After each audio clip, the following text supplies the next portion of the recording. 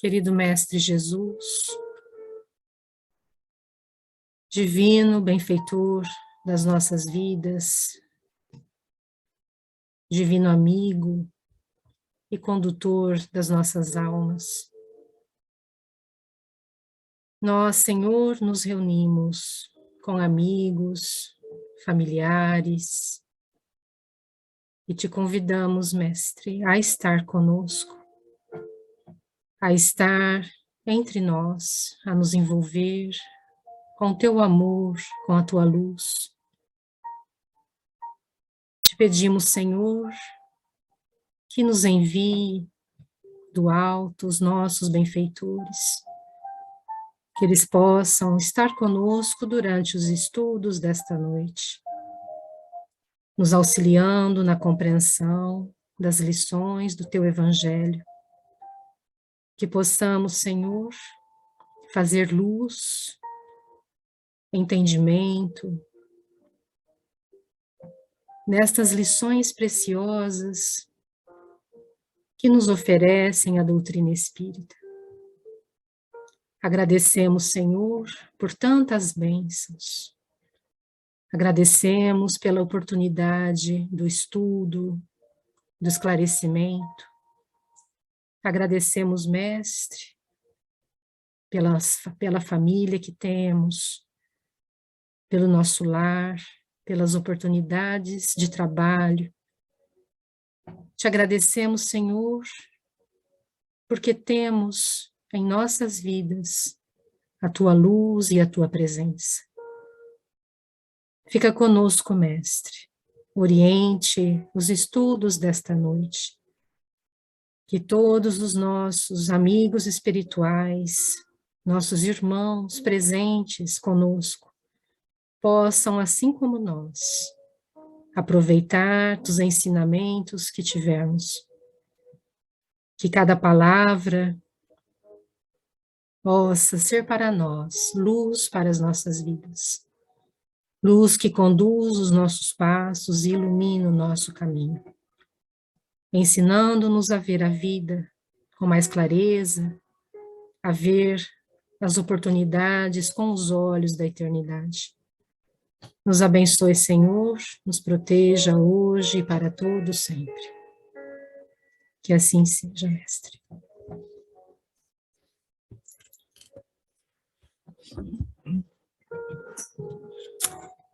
Vamos lá.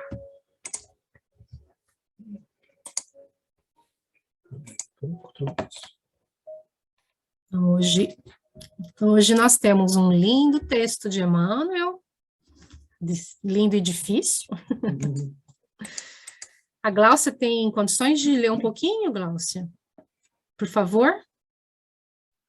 Posso ler. Lê uma parte, depois eu vou te indicar onde você para e alguém continua, tá? Tá bom. Tá me ouvindo bem? Sim. Que eu tô sem fone hoje. Tudo bem. O homem ante a vida, no crepúsculo da civilização em que rumamos para a alvorada de novos milênios, o homem que amadureceu o raciocínio supera as fronteiras da inteligência comum e acorda, dentro de si mesmo, com interrogativas que lhe incendeiam o coração. Quem somos? De onde viemos? Onde a estação de nossos destinos? À margem da senda em que jornadeia, surgem os escuros estilhaços dos ídolos mentirosos que adorou, e enquanto sensações de cansaço lhe assomam a alma enfermiça, o anseio da vida superior que lhe agita os recessos do ser, qual braseiro vivo do ideal sob a espessa camada de cinzas do desencanto. Recorre à sabedoria e examina o microcosmo em que sonha. Reconhece a estreiteza do círculo em que respira. Observa as dimensões diminutas do lar cósmico em que se desenvolve. Descobre que o Sol, sustentáculo de sua apagada residência planetária, tem um volume de 1.300.000 vezes maior que o dela. Aprende que a Lua, insignificante satélite do seu domicílio, dista mais de 380.000 quilômetros do mundo que lhe serve de berço. Os planetas vizinhos evolucionam muito longe no espaço imenso. Dentre eles, destaca-se Marte, distante de nós cerca de 56 milhões de quilômetros na época de sua aproximação, de sua maior aproximação. Alongando as perquirições além do nosso Sol, analisa outros centros de vida. Sirius ofusca-lhe a grandeza. Pólux, a imponente estrela dos gêmeos, eclipsa-o em majestade. Capela é 5.800 vezes maior. Antares apresenta o volume de 113 milhões maior. Canopus tem um brilho 80 mil vezes superior ao do Sol. Deslumbrado, apercebe-se de que não existe vácuo, de que a vida é patrimônio da gota d'água, tanto quanto é a essência dos incomensuráveis sistemas siderais, e assombrado ante o esplendor do universo, o homem que empreende a laboriosa tarefa do descobrimento de si mesmo volta-se para o chão a que se inanta e pede ao amor que responde à soberania cósmica. Dentro da mesma nota de grandeza, todavia, o amor no ambiente em que ele vive é ainda qual planta milagrosa em tenro desabrochar. Obrigada, Gláucia. Confinado ao reduzido agrupamento consanguíneo a que se ajusta, ou compondo a equipe de interesses passageiros a que provisoriamente se enquadra, sofre a inquietação do ciúme, da cobiça, do egoísmo, da dor. Não sabe dar sem receber. Não consegue ajudar sem reclamar. E, criando o choque da exigência para os outros, recolhe dos outros os choques sempre renovados da incompreensão e da discórdia, com raras possibilidades de auxiliar e auxiliar-se. Viu a majestade divina nos céus e identifica em si mesmo a pobreza infinita da terra. Tem o cérebro inflamado de glória e o coração invadido de sombra. Orgulha-se ante o espetáculo magnificentes do alto e padece a miséria de baixo. Deseja comunicar aos outros quanto apreendeu e sentiu na contemplação da vida ilimitada, mas não encontra ouvidos que o entendam. Repara que o amor na terra é ainda a alegria dos oásis fechados. E, partindo os elos que o prendem à estreita família do mundo, o homem que desperta para a grandeza da criação, perambula na terra à maneira do viajante incompreendido e desajustado, peregrino sem pátria e sem lar, a sentir-se grão infinitesimal de poeira nos domínios celestiais. Nesse homem, porém, alarga-se a acústica da alma, e embora os sofrimentos que o afligem, é sobre ele que as inteligências superiores estão edificando os fundamentos espirituais da nova humanidade. Emmanuel Chico Xavier, do livro Roteiro, capítulo 1. Lindo, difícil, mas lindo demais, não é? O texto é lindo demais. E a gente é muito pequenininho. Mas é um texto, Emmanuel, realmente extraordinário, né? E esse texto, ele é um convite, né, para que a gente primeiro reflita, né, sobre a nossa posição no universo. Nós somos criaturas ainda em situação de início, né, de caminhada, de evolução. Mas é interessante, né, porque ele fala que, num certo momento, nós começamos a pensar nessa grandeza, né? Nós começamos a notar essa grandeza. Nós começamos a olhar para fora de nós mesmos. E aí a gente se dá conta de que nós somos criaturas infinitesimais, né? E, ao mesmo tempo, nós somos criaturas preciosas, né? Únicas. Então, é um paradoxo, porque é a insignificância, mas, ao mesmo tempo, preciosa, né? que não pode ser desprezada, que não pode ser desconsiderada. Se nós não fôssemos preciosos aos olhos de Deus, ele não nos teria criado. Então, mas é um paradoxo também, porque quando a gente começa a olhar essa grandeza, né, do universo, é quase, assim, com todo o respeito, mas é quase ridículo, né, que você tenha pessoas hoje que digam que não acreditam em Deus, ou que o universo é vazio, não tem vida em lugar nenhum, né, a Terra é um acidente.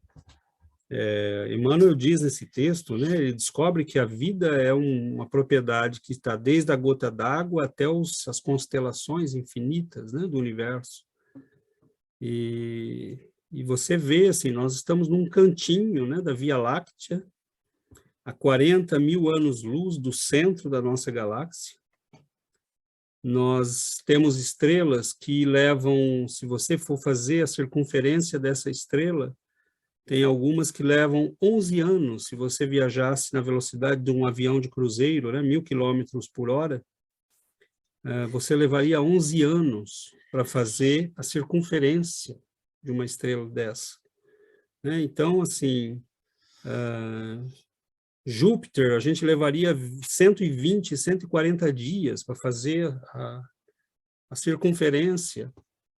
Então, nessa velocidade de 1.000 quilômetros por hora, né, de um avião de cruzeiro.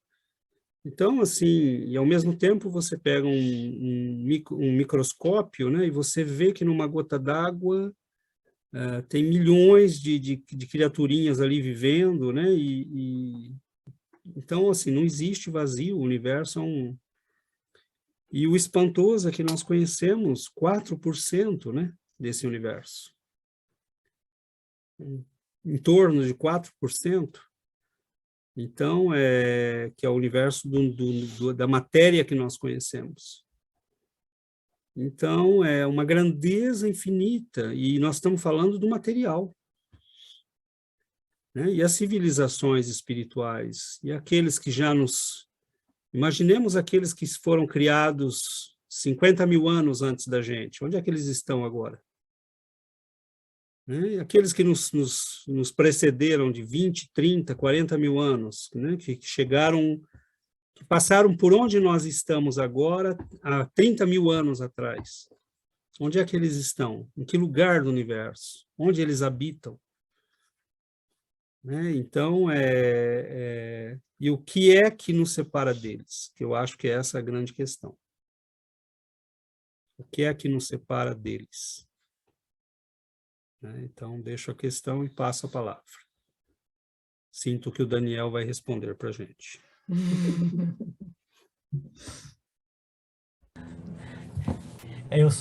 Um comentário que eu posso dizer é que esse é um dos textos mais bonitos que vocês já trouxeram aqui, viu? Achei maravilhoso. E daria até para ver um quadro dele, né? A cena desse peregrino caminhando à noite, andando ali no meio de uma trilha e fica olhando aquelas estrelas. Dá vontade de pegar a mochila e fazer uma trilha dessa, né? Mas enfim, muito lindo o texto, inspirador. A hora que eu li o texto, o César até colocou um vídeo para a gente ver, né, os outros planetas comparado à Terra, e vai crescendo, aí mostra o Sol, e começa a mostrar Júpiter, Marte, e tudo tão grandioso, e aí eu fiquei pensando, gente, as estrelas não estão só de enfeite, né, não é só para enfeitar a nossa noite, Deus não teria criado tudo isso para nada, e como é tudo é lindo, e aí esse texto vem falar, meu Deus, como assim, né? A gente não olha para toda essa grandiosidade, a gente fica só olhando para o nosso mundinho egoísta, né? Para a nossa pequenez, para os nossos pequenos problemas, né? Para a nossa vida, que a gente pode até chamar de miserável, né? Diante de tanta grandeza. É um chamado, meu Deus, olha do que nós somos herdeiros, né? Nós somos filhos de Deus, herdeiros de tudo isso, nós somos criaturas infinitesimais, mas Até falei para o meu filho, para o Vitor, hoje, falei, gente, não é nada, filho. Ele falou, nós somos sim, nós somos importantes. Nós somos preciosos, né? Como a gente tem nós somos preciosos na criação. Todo um grão de areia é precioso na criação. Então, mas é um convite para que nós olhemos, né, para essa beleza, essa maravilha que é o universo, que é a criação divina.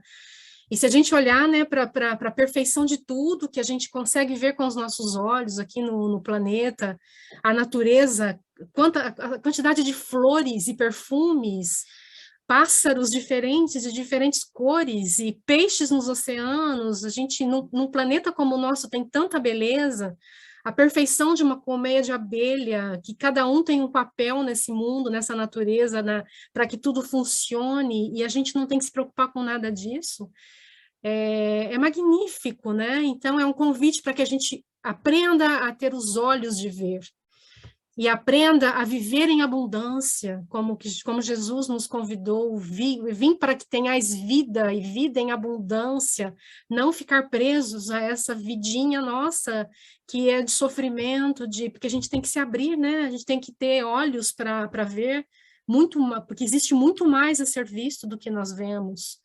Então, os estudos que a gente faz, essas oportunidades de ler e estudar textos como esse, porque essa hora que eu leio, eu falei, gente, que oportunidade de ter acesso a um texto desse, que me permite ver essa beleza toda, né, que abre os nossos olhos, a gente é abençoado. E assim, a gente termina de ler um texto desse, a gente tem que agradecer a oportunidade de ter acesso a isso, né? E de ter acesso a esse conhecimento e essa visão grandiosa que é a criação, e nós fazemos parte dessa criação, né? Nós somos filhos de Deus e Ele nos deu vida, e essa vida é para a eternidade, ninguém vai nos tirar dela, a gente está vivo e estaremos vivos para sempre. E a hora que a gente para pensar nisso, tudo muda, a visão do mundo muda, a visão de nós mesmos muda, tudo muda. Então, a vida tem outro sentido. Eu li isso aí, eu achei assim, eu me incluí nesse homem que ele fala, né? Claro. E é de uma grandiosidade esse texto, eu fiquei muito emocionada, até escrevi alguma coisa, senti muita vibração aqui nesse ambiente, mas dá a impressão assim que quando ele escreveu, que quando a gente chegasse nesse texto, a gente já teria compreendido a importância que nós temos, né, dentro desse mundo todo. Como a gente, apesar da gente ser uma gotinha, uma areia nessa imensidão toda de vida, né?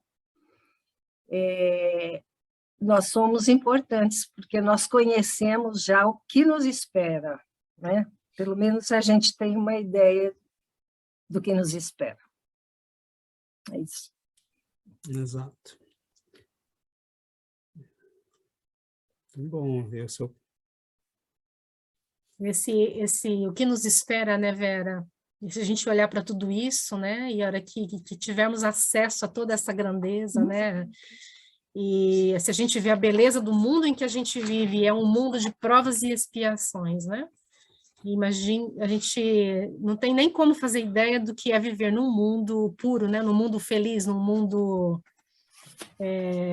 perfeito, né? Imagina. É nessa frase aqui, né, que ele fala: tenho o cérebro inflamado de glória e o coração invadido de sombra. Quanta coisa que a gente pensa numa frase dessa aí, né? Quanta coisa! Ele é demais esse espírito, né? Oi, Daniel, e depois a Yuri.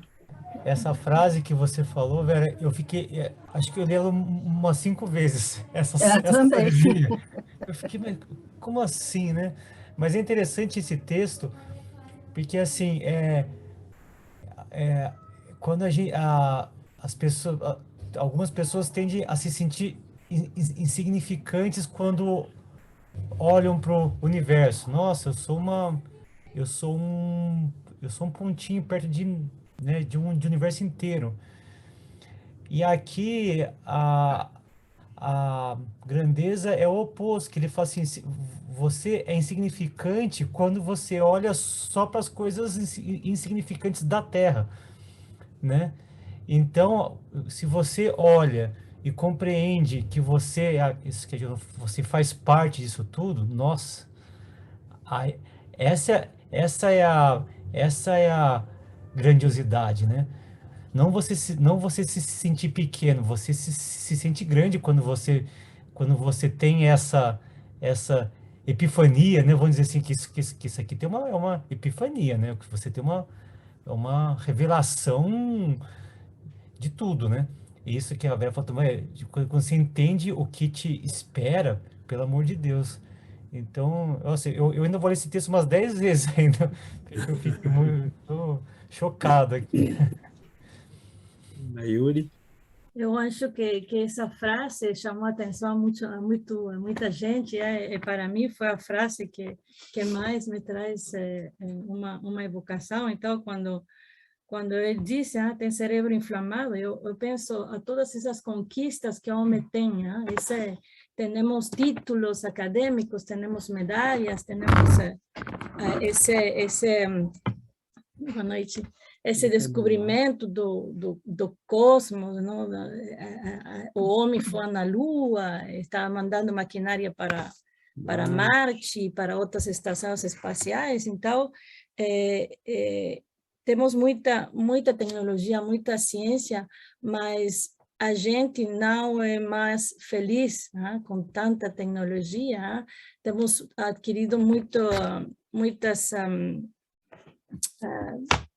qualidades na matéria, não? Mas em termos de felicidade, hemos adquirido muito pouco. Em termos de bem-estar espiritual, hemos evoluído muito pouco, não? Então, o homem continua com os mesmos questionamentos, com os mesmos dramas, quando isto foi escrito, mas agora essa mesma coisa, não?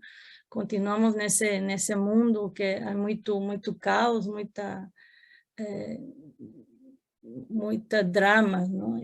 Ontem eu estava falando com uma pessoa que trabalha comigo, ela tem uma filha de 13 anos, e sua filha está diagnosticada com depressão, ataques de pânico, ela tem ideias suicidas e tem ansiedade. O médico diagnosticou tudo isso para ela, então ela tem somente 13 anos. Para mim é uma coisa muito triste. Eu vejo isso e eu digo, temos muita distração, mas temos mais problemas sociais, temos mais problemas mentais, a gente está enferma. Então, nós caminhamos, como o texto diz, não? como a incompreensão, desajuste.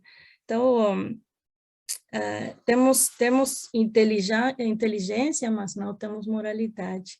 Temos tecnologia, mas isso não ajuda a gente para esse vazio existencial que existe em nós. Então, esse cérebro inflado de glória não serve de nada se nós não temos a moralidade. Então, me faz pensar também o livro dos espíritos, essa pergunta onde fala da civilização, que os espíritos nos dizem, né? Você não tem direito de dizer verdadeiramente que são civilizados, porque ainda temos ciúme, ainda temos essas paixões, as guerras, tudo isso, não? Então, creemos que somos civilizados porque hemos adquirido tecnologia, porque hemos adquirido muitas, como ele diz, maravilhosas invenções, mas nossa civilização está incompleta, completamente. Então, quando você perguntou que nos separa de eles, é esse equilíbrio, não? Esse equilíbrio entre, eu acho que esse equilíbrio entre desenvolvimento intelectual e desenvolvimento moral. Então, com certeza, essa é uma das respostas.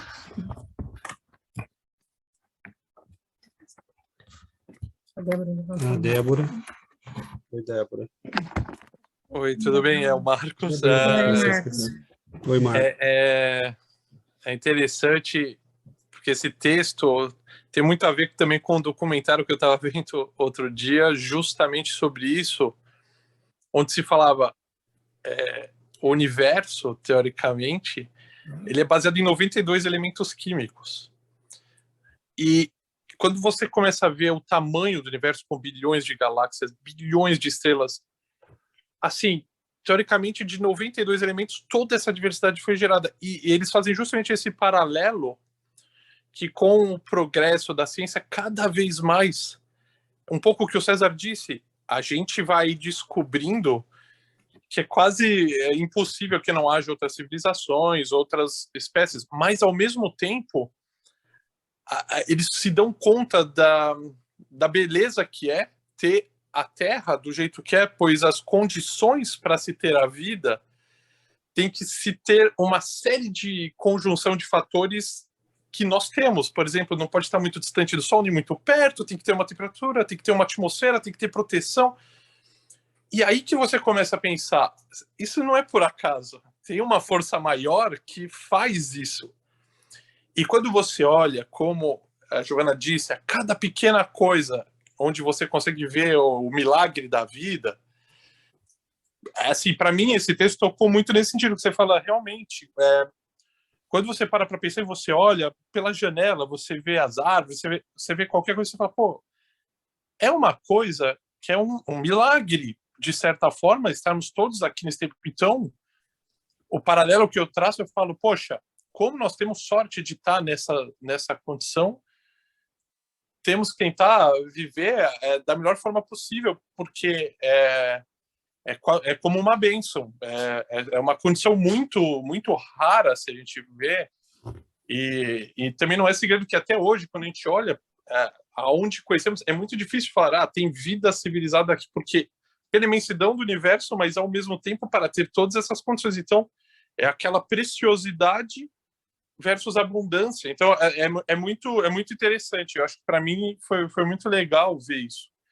E quando a gente nota essa pequeneza e como observar a vida. Então, eu achei muito legal. Bom, Marcos. Adriana? Sim, eu vou falar lá, não Pode sei. Ela acha que eles estão te vendo lá. Eles Dá estão para te vendo. ouvir eu falando daqui? Dá para ouvir? Dá? Ah, então tá. Não, o que eu achei interessante foi nessa parte que eu estou olhando aqui o texto aqui, gente, por isso que eu estou olhando para baixo, mas quando ele fala aqui que quando a gente começa a se questionar, né, que de uma certa forma a gente começa a ver que aqueles ídolos que a gente tinha, a gente se decepciona com isso, né? Então ele fala aqui, ó, que surgem os escuros estilhaços dos ídolos mentirosos que adoramos, né? E são, enquanto sensações de cansaço lhe assomam a alma enfermiça. Então, quer dizer, a gente começa a ficar cansado daquela vida que a gente tinha antes, né? Aquilo cansa. E aí você começa a ter um anseio pela melhora, né? Então, a gente começa a buscar essa melhora. Achei essa parte do texto, assim, ela tocou muito em mim. E aí a gente vê, né, o quanto a gente estava enfermo antes, né? E eu acho interessante isso, porque eu lembro que antes eu tinha muitas pessoas, assim, que eu achava, que eu me espelhava nelas. E depois que eu comecei a entender, que eu acordei para tudo isso, para o espiritismo, né, e comecei a entender certas coisas, eu olho para essas pessoas e eu falo, nossa, não é assim, Não faz sentido. né? Não faz sentido. Então, mesmo aquele eu de antes, não faz sentido, né? Então, eu me espelhava em pessoas, mesmo meu pai, por exemplo, e hoje eu vejo que eu tentava ser parecida com ele, e hoje eu tento ser exatamente, não o oposto, mas eu tento não ser mais aquela Adriana de antes que era tão parecida com meu pai, entendeu? E então isso me tocou muito, me fez pensar, e eu falei, não, eu anseio por isso agora, né? Então eu tenho um objetivo. Esse objetivo se tornou a coisa mais importante na minha vida hoje, né? Então esse objetivo de crescer, de me tornar melhor a cada dia, e mesmo não tendo passado uma semana fácil, eu tentei, gente, eu tentei me elevar, tentei elevar minha vibração, de uma certa forma consegui. Nas horas que eu não conseguia, eu pedi desculpa a Deus, né? Falei, me perdoe, Senhor. Mas então esse anseio se tornou a coisa mais... essa busca se tornou a coisa mais importante. Eu acho que quando a gente entende isso, acho que a gente está no caminho certo. E todos nós, eu acho que se estamos aqui, porque a gente está no caminho certo. Com né? certeza. Eu acho. Existem algumas contraposições que ele faz que me chamam muita atenção. Jesus falou que tinha vindo para os doentes, né? Então é interessante que, por exemplo, você não procura um médico se você não reconhece que está doente. Mas, ao mesmo tempo, procurar um médico significa que você reconhece que tem alguém que pode te curar. Então, esse texto de Emmanuel me lembra isso porque ele fala da grandeza do universo, da grandeza de Deus, da grandeza da vida, para que a gente reconheça a própria pequenez. Mas a gente reconhece a própria pequenez para que a gente possa finalmente ser grande. Porque como é que eu posso ser grande se eu acho que eu já sou grande? Como é que eu posso me abrir para o crescimento se eu acho que já estou no suprassumo do crescimento?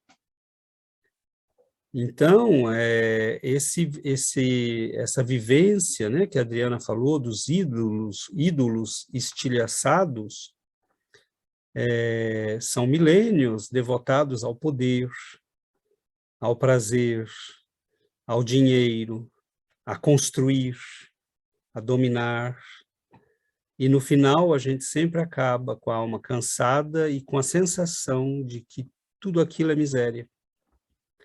Então, como é que eu posso aceitar os professores, né, que vêm nos buscar, nos ensinar a grandeza do universo, se eu não aceitar a minha pequenez? Mas não é para me reduzir, não é para nos reduzir que eles estão falando isso, é para dizer, você só pode crescer se você entender que é pequeno. Você só pode ser curado se entender que está doente. Então, você só pode aceitar um professor se você entender que é uma criança. Então, assim, e aí Jesus vem para esse mundo e ele faz tudo ao inverso do que a gente está acostumado. Ele nasce numa estrebaria, no meio de animais, num bercinho de palha, né, filho de uma menina, né, de 17 anos e de um homem, de um trabalhador simples. Ele tem uma infância pobre, né, mas nobre, rica de trabalho, de esforço. Ele não tem posses, ele não tem nada, ele vive caminhando pelas estradas do mundo, comendo aquilo que é oferecido, pescando, né? E ainda assim ele alimenta 5.000 pessoas. Então, quem é pobre? Por que ele agia assim? Nós somos pobres. Ele não era pobre, mas ele era rico de uma riqueza que nós não temos acesso. E eu acho muito bonito porque ele convence alguns dessa riqueza. E é muito rápido o que acontece, porque a gente lembra, né, de Simão Pedro traindo Jesus, negando Jesus, mas algumas semanas depois, né, da passagem de Jesus, é o mesmo Simão que está entrando no templo de Jerusalém com João, vê um paralítico, né, que estende a mão para ele, E ele que havia abandonado tudo, que Simão era, a gente fala que Simão Pedro era um homem pobre, na verdade, ele era um homem rico, Simão Pedro, porque ele era proprietário de barcos, ele era um empresário, né? Então não tem nada de pobre, ele era um homem de posses, para a realidade daquela época, daquela situação, né? Ele não era um bilionário, mas ele pega, olha para aquele homem, né? Ele e João se olham, e ele, que supostamente tinha deixado tudo, que não possuía mais nada, que não tinha riqueza nenhuma, que tudo que tinha partilhava com os pobres de Jerusalém, ele fala, meu irmão, né, eu não tenho ouro, não tenho prata, mas o que eu tenho eu te dou. Levanta e anda. Então, quando a gente chegar nisso, nós vamos entender. É disso que Emmanuel está falando. Olha a transformação que sofre esse pescador. Ele estava ali pescando até ontem. Estava pescando, lá vivendo, cantando, né, com os outros pescadores, lavava suas redes de manhã, lavava à noite, recolhia os peixes, brigava com o Levi, né, que era o cobrador de impostos. Ele era um homem brigão, Simão Pedro, ele achava um horror tudo aquilo, né, como nós também, quando pagamos impostos. Ele era um homem normal, né, mas ele entendeu, né, quem era Jesus. Então, eu fico pensando em Jesus, andando por este mundo, né, vendo os palácios, e vendo a nossa miséria, e, ao mesmo tempo, a imensa misericórdia dele de vir, né, de falar, deixa eu lembrá-los, deixa eu mostrar que eles não são isso, que... Né, porque tudo que ele faz é para dizer, olha, isso que eu estou fazendo é o que vocês são. Isso é o que vocês têm em vocês. Então, é maravilhoso, porque...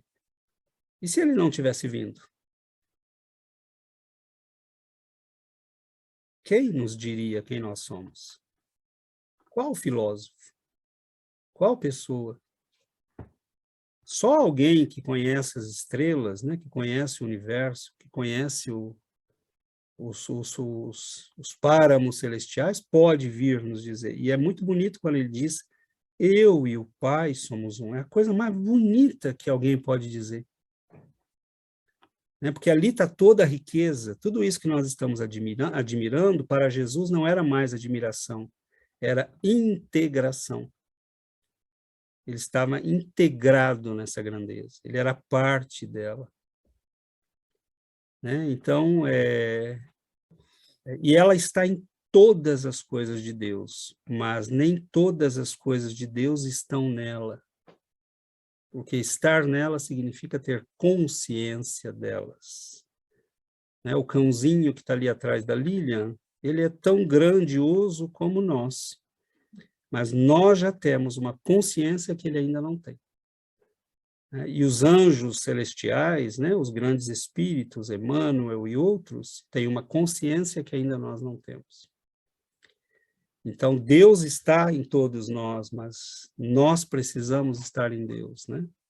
Quando Jesus dizia, eu e o Pai somos um, eu vim para cumprir a vontade dele. Eu vim para fazer aquilo que ele determinou. Alguém que está dizendo, não existe mais separação entre mim e o meu Criador. Eu estou plenamente identificado com ele. Então, é claro que a gente vai mudando, né, a nossa perspectiva. O que é miséria, o que é grandeza. E aí a gente entende alguns loucos, né, como Francisco de Assis, quando deixa tudo, né, tira até a roupa do corpo. Como assim, né? Que ele entendeu o que era a riqueza. Para nós, riqueza hoje é Jesus. Se a gente quiser ser rico, é estar com Jesus, é estar próximo de Jesus. E o que nos separa também deles, né, é a nossa miséria, é o nosso apego ao nosso egoísmo, ao nosso orgulho, a nossa vaidade, né? A gente ainda se identifica com o corpo, não entende que é uma alma. A gente ainda vive para as nossas ilusões. Que ele fala, né, que a gente ainda sofre com as inquietações do ciúme, da cobiça, do egoísmo, da dor. A gente ainda não sabe dar sem receber, não consegue ajudar sem reclamar, né? E criando o choque da exigência para os outros, recolhe dos outros os choques sempre renovados da incompreensão e da discórdia, com raras possibilidades de auxiliar e auxiliar-se. Então, é uma prisão, né, em tudo isso que a gente vive. A gente está preso, né, nessas coisas inferiores, né, e a gente precisa, se a gente quer ter acesso a essa grandiosidade dos quais nós teremos acesso um dia, depende da nossa vontade de começar a se desprender, né, dessas pequenas coisas, né, de olhar para o que os outros têm e desejar o que os outros têm, e olhar para a beleza dos outros e falar, mais bonita que eu. Então, a gente está muito preso, né, no que é pequeno, né, no que é temporário, no que é provisório, no que vai passar, né? E a gente tem que viver nesse mundo, a gente tem que trabalhar, se manter no mundo, né? Nós fazemos parte desse mundo, mas a gente tem que saber dar pesos, né, diferentes para cada uma das coisas. Então, que peso, né, nós estamos dando, quanto de energia a gente tem usado, né, para certas coisas. Antes de começarmos o estudo aqui, a gente estava até comentando como a casa dá trabalho, né? Eu e a Adriana, a gente estava comentando de tanto que tem que limpar na casa e cuidar de tudo, e cuidar da roupa, e cuidar de cozinha, e tem coisa fora de lugar. Aí a Adriana falou, tem hora que eu largo tudo porque eu quero estudar. Então, se a gente começa a dar prioridades, né, para aquilo que realmente enobrece, para a casa precisa de atenção, né, mas passar um dia esfregando o chão para ficar com tudo limpinho, e enquanto você não reserva nem uma meia horinha para ler uma página de um livro, significa que a gente não entendeu, né? Então, que pesos estamos dando para cada uma das coisas na nossa vida, né? Então, a gente tem que começar a priorizar certas coisas, né? Tem uma enormidade de livros para serem lidos, muita coisa para a gente aprender, né, e reflexões a serem feitas. Então, hoje eu cuido da casa, sim, mas eu ponho um foninho de ouvido e vou ouvindo palestra. Então, eu aproveito o tempo que eu estou fazendo um bolo, eu ponho um foninho de ouvido e eu ouço alguma coisa. Então, assim, a gente começa a aproveitar melhor o tempo, né? Eu acho que é um pouco aquela história de Marta e Maria, não é? Exato, a Adriana está lembrando a história de Marta e Maria, né? Eu estava com ela na cabeça também, Adriana. Sério? Ouvindo a Giovana, eu lembrei, né? Nos remete a essa história, né? Jesus, Marta e Maria eram irmãs de Lázaro, né? Aquele que Jesus ressuscitou. E num dos textos, né, dos evangelhos, essa Maria é identificada, na verdade, como Maria de Magdala, né? Não, aquela que lavou os pés de Jesus, que nós supomos seja Maria de Magdala, mas que ninguém tem certeza, né? É quando Jesus está lá em Betânia, né, que ela lava os pés dele, e ela é identificada como Maria, a irmã de Lázaro, que alguns supõem seja Maria de Magdala, nós não sabemos. Mas, de todo modo, quando Jesus chega, né, Maria larga tudo que está fazendo e corre para recebê-lo. E Marta, preocupada com as visitas, né, corre para arrumar a casa. Ela não estava fazendo nada de errado, ela sabia que iam chegar, um instinto, né, um reflexo de uma mulher que vai receber um monte de gente, né? E aí ela fica meio brava, né? E fala para Jesus, Senhor, fala para minha irmã me ajudar, né? E ela fala, mas não, ela escolheu, né, a boa parte. Porque assim, eu estou aqui agora, né? Amanhã eu já não estarei mais. né? E ela escolheu a boa parte, que é ficar aqui pertinho de mim, né? Ficar colada em mim, é me ouvir. A casa você limpa amanhã. Então, assim, Marta não tinha percebido, né?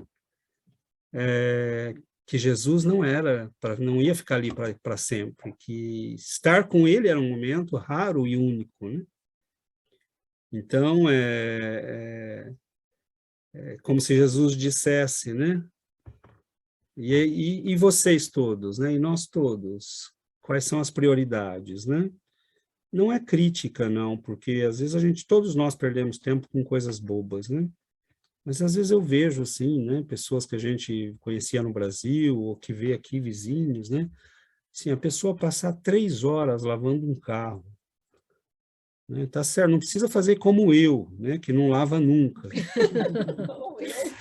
Mas você passar 3 horas, assim, a pessoa lava, esfrega, lava as rodas, né? Aí vai lá, passa aquele creminho, depois fica, né? Sabe, não dá, não consigo, né? Eu começo já a me dar faniquito, porque eu penso nos livros que eu quero ler e ainda não consegui ler. A pilha tem pelo menos uns 300 e não dá, não avança, né? Então,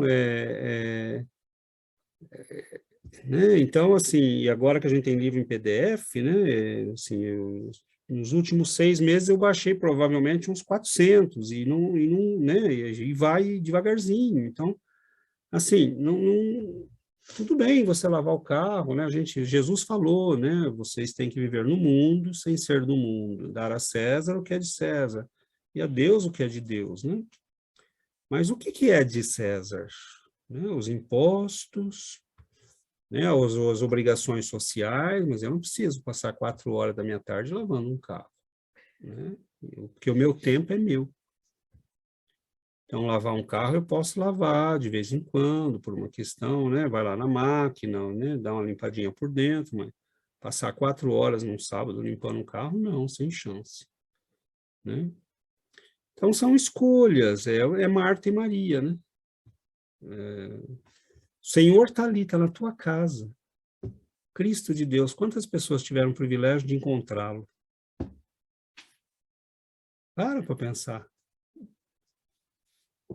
Encontrar Jesus.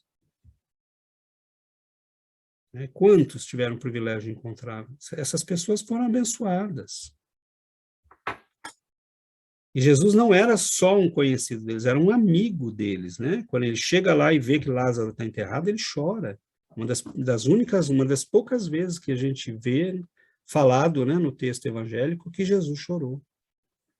Era um amigo querido dele, né? E aquelas 2 moças eram pessoas queridas a ele. Então, ele está, na verdade, caminhando para Jerusalém quando ele para ali, indo para, né, as festividades da Páscoa, que vão, na verdade, encerrar o período dele na Terra, né? Então, ou você sentava ali com ele e o ouvia, né, naquele momento, ou não ia ouvir nunca mais. Então, Jesus é isso. Nós estamos aqui agora, né? Nós estamos cercados de benfeitores espirituais, né? Nós estamos cercados de luz, mas a gente poderia estar no barzinho da esquina. E isso não estou falando isso para desmerecer nenhum irmão nosso. Até ontem nós estávamos. Mas Cristo de Deus, né? A grandeza toda que a gente está vendo, né?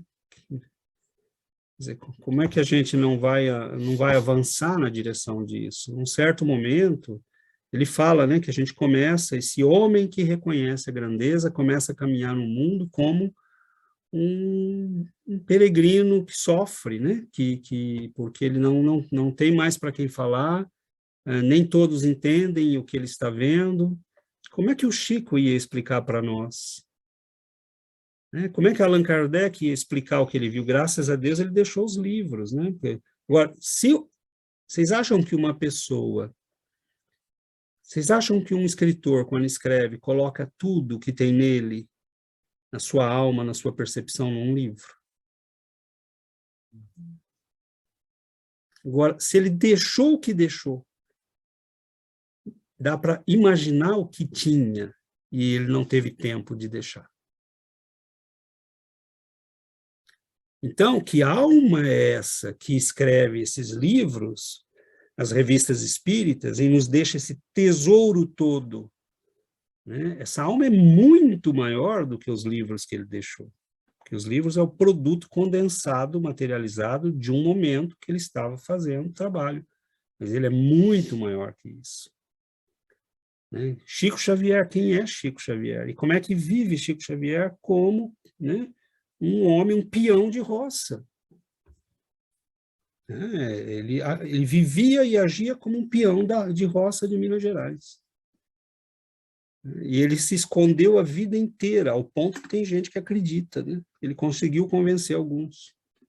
Não, o Chico não era nada, era só um médium. A pessoa fala assim, sabe? Você não entendeu nada, né? Como é que você reflete a luz das estrelas se você não for um diamante raro? Como é que você reflete a luz das estrelas se você não for um diamante? Né? Se você não for uma lente capaz de pegar essa luz e reproduzi-la para os outros. Ele é o diamante raro. Né? Ele é o diamante. Então,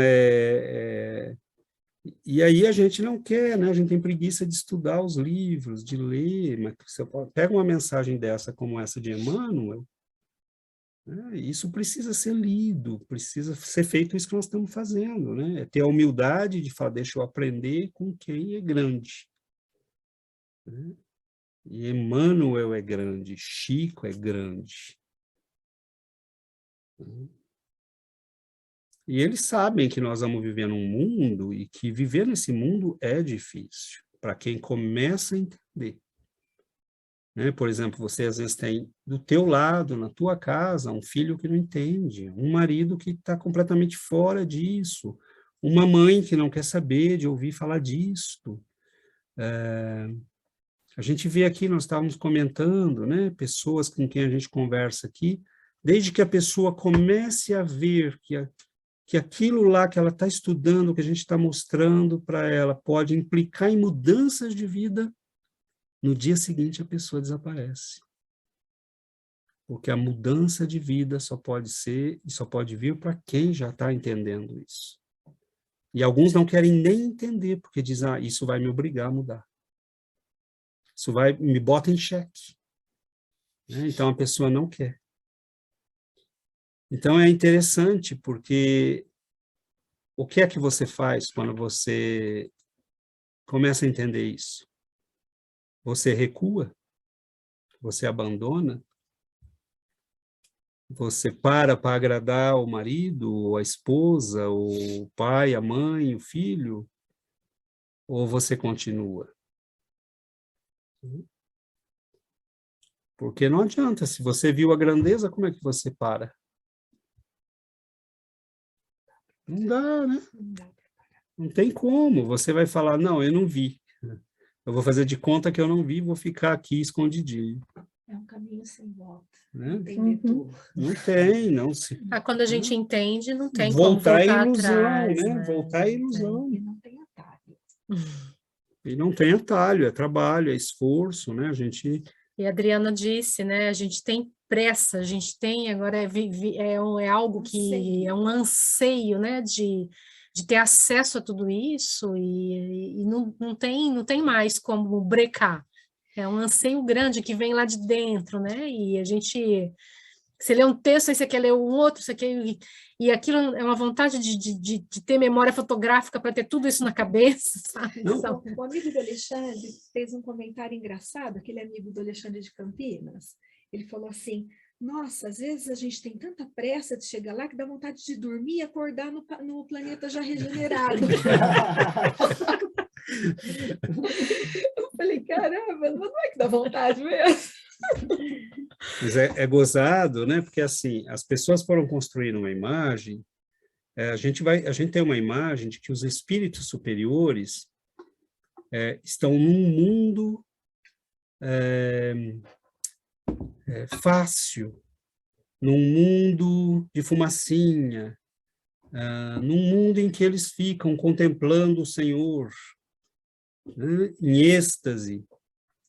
Na verdade, nós não entendemos, né?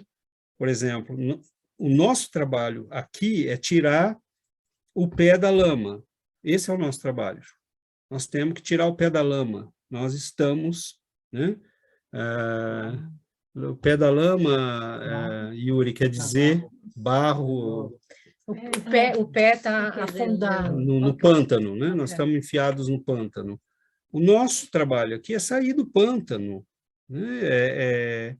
É começar a caminhar, é começar a se libertar, sair, né, do atoleiro e começar a caminhar, a trabalhar, mas vai chegar o dia em que nós não vamos precisar mais reencarnar. Tem espírito que reencarna a cada 500 anos para vir ajudar a humanidade a avançar. Mas nesses 500 anos eles ficaram parados, contemplando o Senhor. Não! Né? Esses espíritos são chamados a trabalhos muito maiores, a coisas muito mais complexas, a gerenciar comunidades inteiras de milhares de espíritos. Né? Então, assim, nós temos, por exemplo, São Bernardo de Claraval, ele é o pai espiritual de uma família imensa. Santo Agostinho é o pai espiritual de uma família imensa. Né? E essa família, às vezes, tem gente encarnada na Terra, tem gente encarnada em outro planeta. Então, esses espíritos são chamados a um nível de gerenciamento que nos escapa completamente. Né? Jesus é um criador de planetas. O nosso nasceu há 5 bilhões de anos, e Emmanuel nos diz, ele gerenciou a construção do nosso planeta. São 5 bilhões de anos. Quando você vê os documentários, como o Marcos falou, né, tem uns documentários que mostram a Terra no começo, era uma bola de fogo. Aí essa bola de fogo evolui para nos dar vida, água, atmosfera, bilhões de plantas, de insetos, e tudo isso é fruto do acaso. Que acaso? Você pode deixar o acaso 30 bilhões de anos, ele não vai fazer nada. Não vai produzir uma molécula que funciona. Não tem acaso, né? Tudo isso é planejado, tudo isso é Jesus falando, deixa eu construir a casa que os meus filhinhos vão morar. Aí quando ele vem e fala, um dia vai ser só um rebanho, só um pastor. Na casa de meu pai tem muitas moradas. Como é que ele ia explicar para a gente, né? Ele não podia escrever esse texto que o Emmanuel escreveu naquela época, ninguém ia entender. Então ele falou, na casa de meu pai tem muitas moradas. Tem infinitas. Né? Nós temos irmãos nossos que estão olhando, esperando, né? Estão mandando ajuda, estão vindo, alguns vêm reencarnar aqui. Quem é Allan Kardec? Quem são essas pessoas? São espíritos que já nos depassaram há muito tempo. E o que eles fazem? Eles voltam. Chico Xavier viveu 75 anos, tem 600 livros publicados. E a gente está procurando novidades na internet, vendo vídeo bobinho, gente que aparece com novidades tolas e com propostas absurdas, com truques mágicos, vendendo soluções fáceis. Então, você encontra poucos grupos que pegam e falam, vamos estudar Chico Xavier. Pega lá o Pão Nosso de Emmanuel, liçãozinha por liçãozinha, dia por dia. Eu participei um dia de uma live desse tipo, com o pessoal do Rio, que estuda esses livros do Emmanuel. Eu falei, olha, parabéns, é isso que nós temos que fazer. Dia a dia, porque são espíritos que concentraram, a Vera falou de como ela ficou ali impregnada com uma frase, São espíritos que conseguem impregnar numa frase, nós poderíamos fazer um estudo só dessa frase. O que é que significa ter a mente, encharcada de glórias e o coração cheio de misérias? Só isso dá um estudo. Porque essa é a história da nossa vida, resumida numa frase. Então, nós já temos inteligência suficiente para reconhecer mesmo a nossa grandeza, porque nós estamos fazendo coisas fantásticas, Você mandar naves para fora do planeta, você ter a medicina, você ter a ciência que nós temos, nós estamos avançando, mas o nosso coração ainda está no atoleiro. Então, num planeta em que morrem milhões de pessoas ao abandono, em que estão milhões sofrendo, que tem milhares de desencarnados que não têm a menor ideia, a menor ideia do que está acontecendo com eles. Então, mas, por outro lado, nós que estamos começando a entender isso, eu me pergunto assim, o que é que nós vamos fazer nos próximos 1000 anos? Trabalhar. E estudar. Ser essa nova humanidade, não? Que fala na Isso, frente a do nova texto. era. Não? Exatamente, nova porque era. são nesses seres insatisfeitos que reconhecem a própria miséria, mas que reconhecem a grandeza, né, do mestre e que querem, anseiam, como a Adriana falou, por essa grandeza, que a gente tem, né, a possibilidade de criar um vínculo com esses espíritos, que é como aquela criança que diz, eu quero ir para a escola, porque eu descobri que tem gente que sabe ler e eu não sei. Então, eu quero ir. Então, nós estamos entrando na escola do espírito. Né? E essa escola, ela é infinita. Né? Tem muitos níveis, alguns que a gente não faz nem ideia. Oi, Glaucio. Diga-se de passagem que eu acho que nós já estamos um degrauzinho acima da grande maioria desse porque planeta, muitos né? nem Porque, acordaram ainda. Nossa Né? Senhora. Oi, Glaucio. Uma coisa que às vezes eu fico pensando é assim, que tem duas coisas, assim, no mundo, não no mundo, mas na nossa existência, que o homem não consegue decifrar, né? Que é o universo e a mente humana, né? Que, assim, tem tecnologias e tecnologias, mas, tipo, são duas coisas, assim, que você não consegue explicar, né? Então, é para a gente pensar, assim, realmente que existe realmente algo superior, algo muito maior, né? Porque é igual você falou, o universo a gente só consegue entender, sei lá, 3, 4%. E a nossa mente é a mesma coisa, né? Eu estava vendo uma vez uma matéria de uma psiquiatra e ela estava falando também que a ciência só conseguiu decifrar 4% do cérebro humano, né? Então, para você ver que existe algo muito maior. Quando eu paro para pensar nisso, eu falo, não, a gente... Quando eu fico assim, tipo, ai, será que realmente tudo isso existe? Sabe assim, você fica às vezes, será que realmente Deus existe Deus? Aí você fala, não, o universo é tão enorme, ninguém conseguiu descobrir ainda nada dele. A mente também, então... Aí eu falo, não, realmente, tem que existir uma coisa maior. Nós estamos muito longe, Glaucia. Num próprio texto que tem nesse livro, o roteiro do Emmanuel, ele diz, falando da mente, né? Porque você falou cérebro, mas cérebro é uma coisa que nós conhecemos pouquíssimo. E mente, então, nós não temos a menor ideia. Né? Mente é pior ainda, né? A medicina e a psiquiatria, eles estão completamente perdidos. Né? Um dos textos que nós lemos aqui recentemente falava exatamente isso, né? Que a ciência não acha a consciência no cérebro. Eles já sabem que não está no cérebro, nem a memória. Uhum. E Emmanuel diz assim, o homem descobriu, né, os estudos da mente, mas ele está como alguém que está diante de uma floresta e conhece apenas os primeiros metros.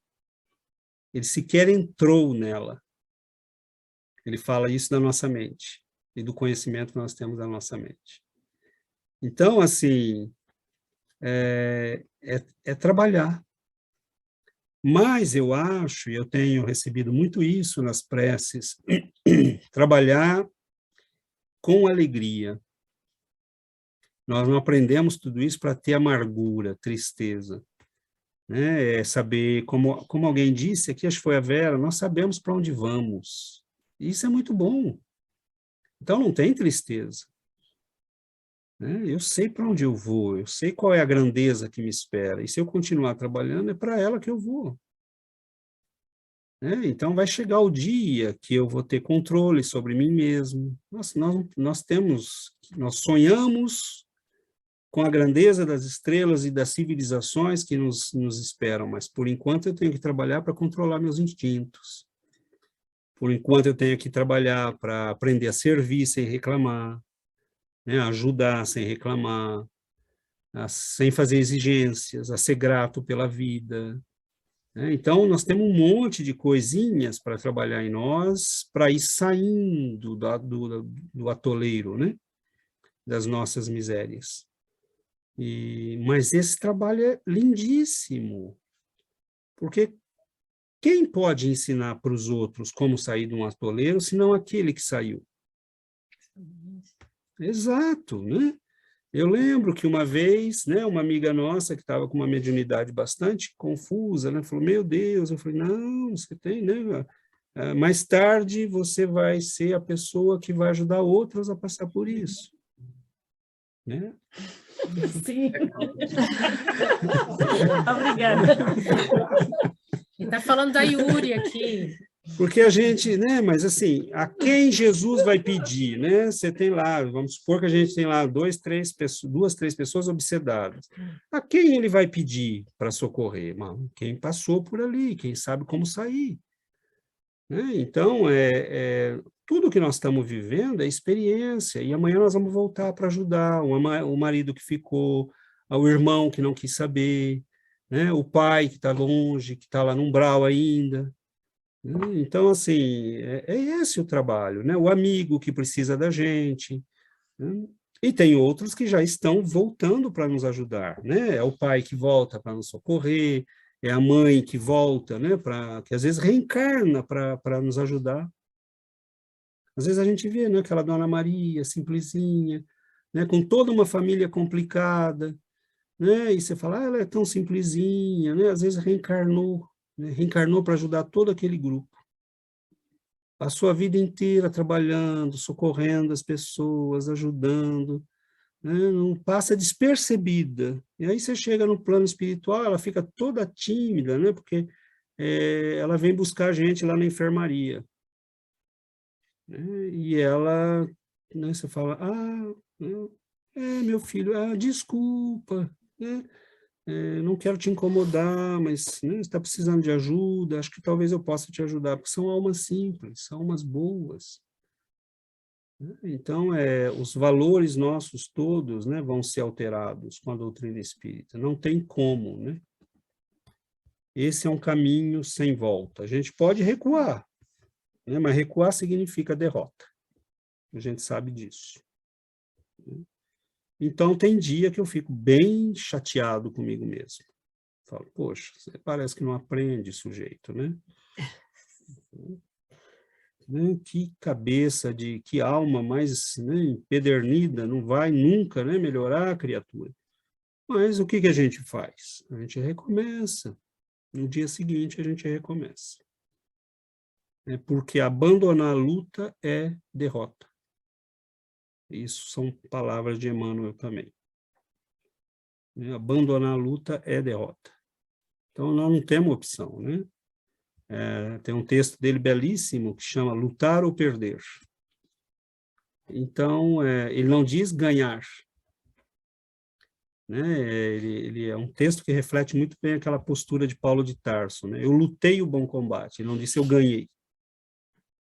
Eu lutei. E agora me entrego à justiça do Senhor. Quer dizer, depois de tudo que ele fez, ele ainda diz, agora me entrego à justiça do Senhor. Porque certamente eu tenho coisas para acertar com ele. Então, é muito bonito, porque é a humildade daquele que trabalhou uma vida inteira e ainda diz, de cabeça abaixo, eu entrego o trabalho que eu pude fazer, Senhor, agora julgue, né, e me diga o que fazer. Então, isso é maravilhoso, porque nós somos criancinhas. Tem dia que nas minhas orações, eu digo, como é que vocês têm paciência, né, com a gente? Eu pergunto para eles. Né? E eles não falam nada. Né? Porque essa pergunta é boba. Mas eu pergunto, porque eu falo, como é que vocês têm paciência? Né? como é que vocês têm paciência? Eu não posso falar por ninguém, mas digo, eu não mereço, não tenho, né? Como é que vocês podem vir, perder todo esse tempo com uma criatura, né? Você é bonzinho. Eu sou bonzinho, mas sou cabeça de... Mas é isso, Meio né? cabeça dura, mas ele é bonzinho. Mas é interessante isso, né? A gente vai finalizar, o nosso tempo acabou, mas eu achava exagerado os santos da igreja, né? Que diziam, você tem que orar e você vai entender que está entendendo, né? O que está acontecendo com você, quem você é, quando você chorar. Né? Quando você orar e você chorar, porque você vai dizer, Senhor, eu sou miséria. Eu não sou nada, mas eu não sou nada e ele me ama. Eu não sou nada e ele me ama, ele veio até esse mundo me buscar, então eu vou fazer o melhor, nem que seja para agradá-lo, né? Para ser grato por alguém que me ama deste modo. Então, assim, nós estamos tomando consciência disso, né? E não dá para viver um dia sem gratidão no coração. Não dá para viver um dia sem alegria, sem gratidão no coração, sem dizer, Senhor, né, meu Pai, muito obrigado, né? Não importa o que aconteça, não importa as minhas misérias, eu sei que existe tudo isso. Então, é um caminho, é uma luta, não tem atalhos, como disse a Adriana, mas a gente sabe onde leva o caminho que a gente está seguindo. Basta olhar para Emmanuel, né? Para Chico Xavier, para todos esses espíritos que nos precederam no caminho. Mas é isso. Acho que a gente... Eu queria compartilhar uma última coisa, porque eu escuto na minha cabeça. Então, é como a historinha que eu escutei do povo hebreu, que ele estava... o povo hebreu, não? Que ele estava escravizado, não? Ele estava escravizado, então... Eles, para sair desse escravização, eles foram no deserto, não? No deserto, eles passaram muitas provas para chegar à Terra Prometida, não? Então, nossa trajetória seria isso, essa mesma coisa, não? Esse deserto seriam nossas imperfeições, mas se nós trabalhamos nisso, chegaremos a essa Terra Prometida, não? Exatamente. Então, eu não sei porque... Estava na minha cabeça, mas é muito bonito esse... eu sei, mas eu acho que nossa trajetória evolutiva poderíamos utilizar esse símbolo, não? Esse símbolo desse mas sim, ele nós é vamos perfeito. a passar por esse deserto, vamos a passar por todas essas provas, mas vamos a chegar a esse que Deus Esse espera símbolo de é nós, perfeito, né? Esse, aliás, mereceria, né? Acho que é até uma boa ideia, mereceria um estudo, né? Esse símbolo da passagem do deserto. Então, a mensagem era para você, então. Eu, na verdade, adoro, né? Eu já usei isso em palestra, porque é todo simbólico, né? Esse caminho. É todo... Uma das coisas que eu lembro é que eles só poderiam chegar à Terra Prometida como homens livres se eles deixassem os condicionamentos da escravidão. Então, tem muita coisa ali, né? Mas a gente vai... Não podemos entrar nesse assunto agora. Nós vamos finalizar. Mais uma palestra segura.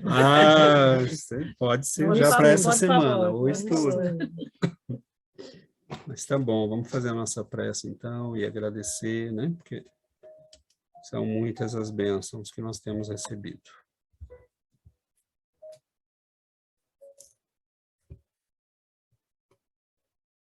Querido Mestre Jesus, nós procuramos, Senhor,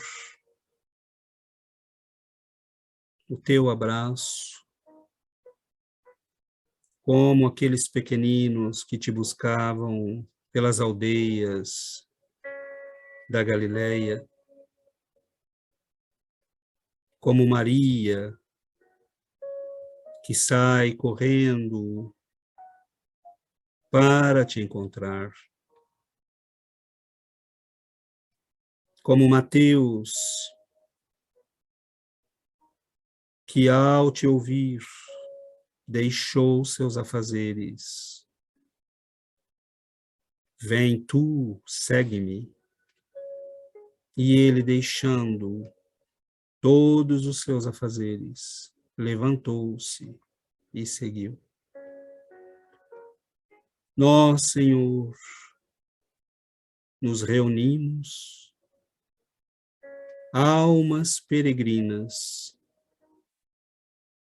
O Senhor sabe de onde viemos, quantos corpos vestimos. O Senhor tudo sabe de cada um de nós. E nós, Senhor, almas peregrinas de tanto tempo, com todas as histórias que acumulamos, aqui chegamos. E como aqueles homens e mulheres que se recolhiam à tua volta, nós sabemos que todo esse caminho percorrido era para chegar aqui, para nos reunirmos à tua volta. E então, Divino Pastor, depois de termos caminhado pelas ilusões deste mundo, nós ansiamos pela verdade. Cansamos das ilusões e das mentiras. Quando o Senhor fala, tua voz ecoa nos nossos corações. E nossos espíritos, tocados por esta vibração de profundo amor, finalmente se lembram da casa do Pai. Nós olhamos, Senhor, para estas esferas sublimes e encontramos finalmente as razões para lutarmos com as correntes que nos aprisionam neste mundo. Ensina-nos, Senhor, a liberdade, a verdadeira liberdade dos filhos de Deus. A liberdade de caminhar sem medos, sem anseios, sem desejos. A liberdade de servir. A liberdade, Senhor, de amar. Nós nos voltamos para Ti. E depois de tantos séculos, nós começamos a entender. E nosso coração salta de alegria, Senhor, como aqueles pequeninos que procuravam o Teu abraço e que recebiam das Tuas mãos a bênção, a luz e o amor. Ilumina as nossas vidas, Senhor. Que a luz que aqui se faz ilumine nosso caminho, nossos lares. Não há lugar nenhum para irmos, para estarmos. Nós já estamos onde precisamos estar.